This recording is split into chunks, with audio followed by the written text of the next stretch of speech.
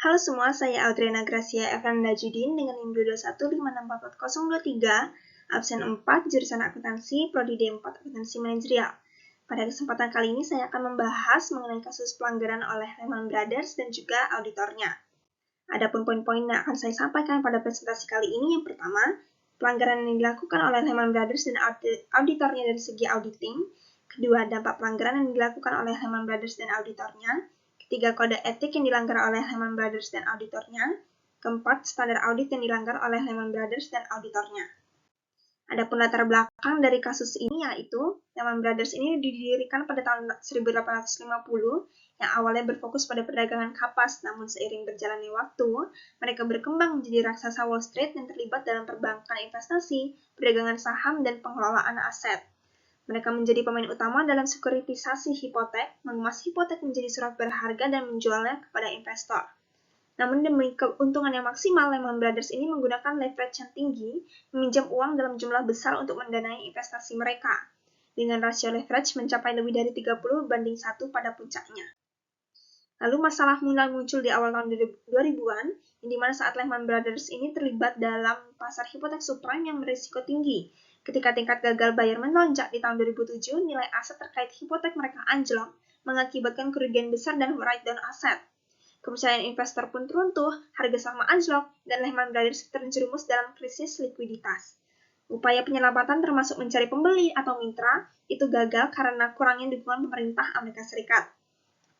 Lalu pada tanggal 15 September 2008, Lehman Brothers ini mengajukan kebangkrutan yang menjadi kebangkrutan terbesar dalam sejarah Amerika Serikat dengan aset senilai $639 miliar dan utang $619 miliar. Kejatuhan Lehman Brothers ini memicu krisis kepercayaan di pasar keuangan global, menyebabkan penurunan tajam di pasar saham dan krisis likuiditas yang meluas. Poin selanjutnya yaitu pelanggaran yang dilakukan oleh Lehman Brothers dan juga auditornya. Jadi pelanggaran ini dilihat dari segi auditing, yang dimana pertama itu ada penggunaan transaksi repo 105, yang dimana repo 105 ini adalah jenis transaksi repurchase agreement yang digunakan oleh Lehman Brothers sebagai alat untuk meningkatkan penampilan neraca mereka dalam laporan keuangan kuartalan. Lehman Brothers menggunakan repo ini untuk sementara waktu memindahkan aset dari neraca mereka sebelum periode laporan keuangan kuartalan, sehingga aset itu tidak terdaftar dalam neraca saat laporan diterbitkan. Ini menciptakan kesan bahwa Lehman Brothers itu memiliki lebih sedikit utang dan lebih banyak ekuitas daripada yang sebenarnya, mengurangi rasio leverage yang dilaporkan. Praktik ini memanipulasi laporan keuangan, memberikan gambaran yang tidak akurat tentang kesehatan keuangan perusahaan, dan mengurangi transparansi serta kepercayaan pasar terhadap informasi keuangan mereka. Lalu yang kedua yaitu pengawasan dan pengendalian internal yang lemah. Nah, yang mengakibatkan risiko manipulasi dan penyalahgunaan informasi keuangan meningkat dengan dampak luas pada perekonomian dan kepercayaan pasar terhadap sektor keuangan.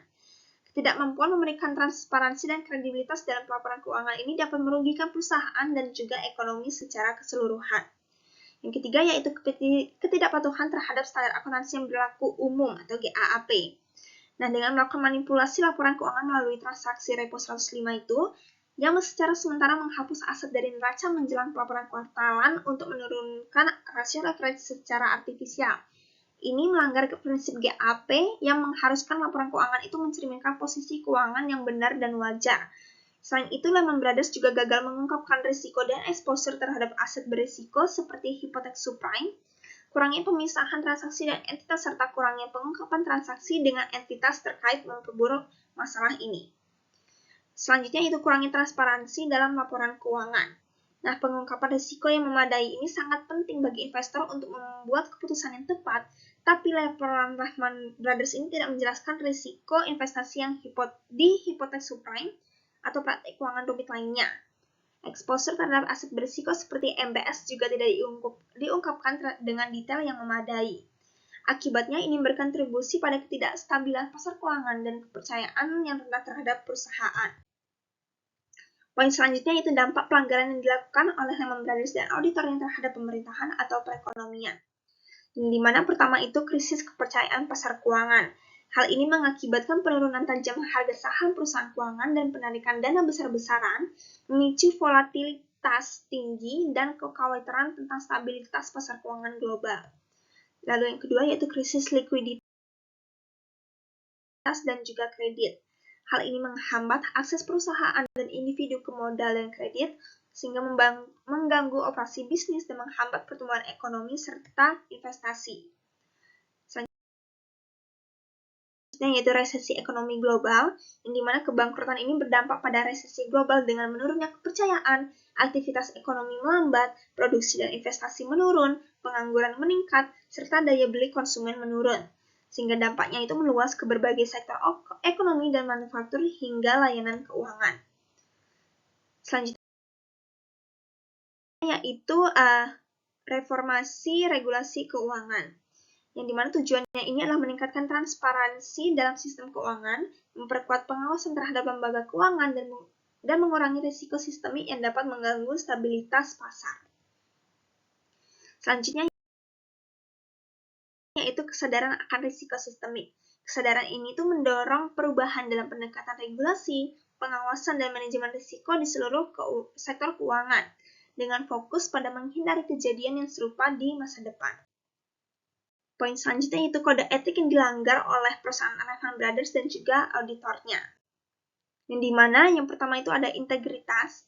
Lehman Brothers ini melanggar integritas dengan terlibat dalam transaksi repo 105 yang meragukan, yang dimanfaatkan untuk menyesatkan investor dan publik tentang kesehatan keuangan perusahaan.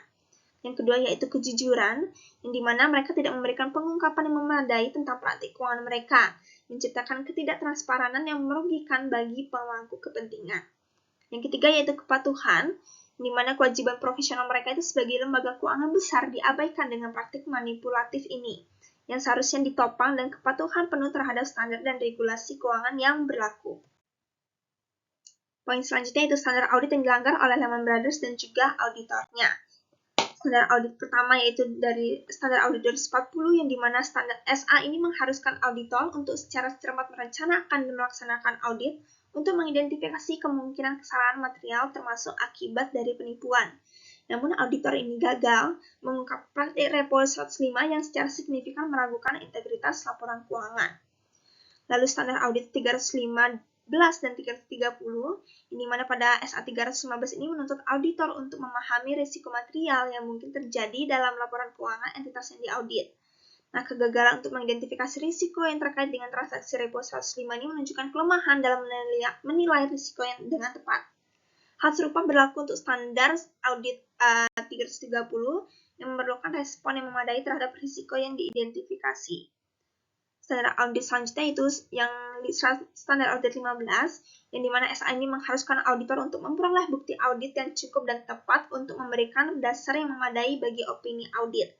Bukti audit yang cukup dan tepat tampaknya tidak diperoleh atau dievaluasi dengan benar terkait dengan transaksi repo 105.